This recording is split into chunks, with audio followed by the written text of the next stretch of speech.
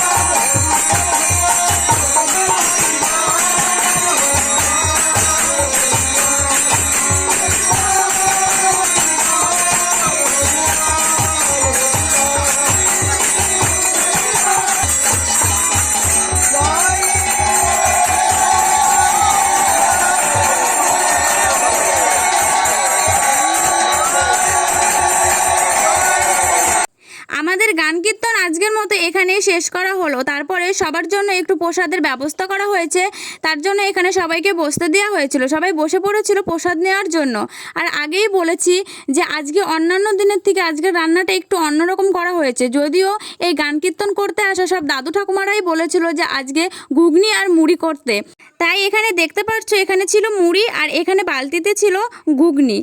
তো সেটাই এখন সবাইকে পরিবেশন করা হচ্ছিল। আর তার আগেই আমি সবাইকে ফল প্রসাদ, মিষ্টি, মন্দিরের যা যা প্রসাদ ছিল সব কিছুই কিন্তু আমি সবাইকে দিয়ে দিয়েছিলাম।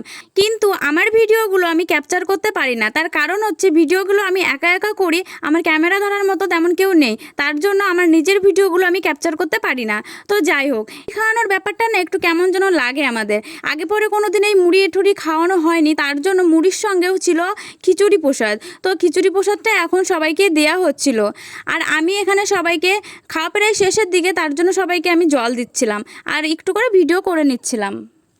তো এইখানে বেশিরভাগ সবাই ছিল আমার দাদু আর ঠাকুমা, তার জন্য আমি সবার কাছে জিজ্ঞাসা করছিলাম যে রান্না কেমন হয়েছে আর কার কি লাগবে, সেটাই সবার কাছে আমি ঘুরে ঘুরে জিজ্ঞাসা করছিলাম আর জল দিচ্ছিলাম।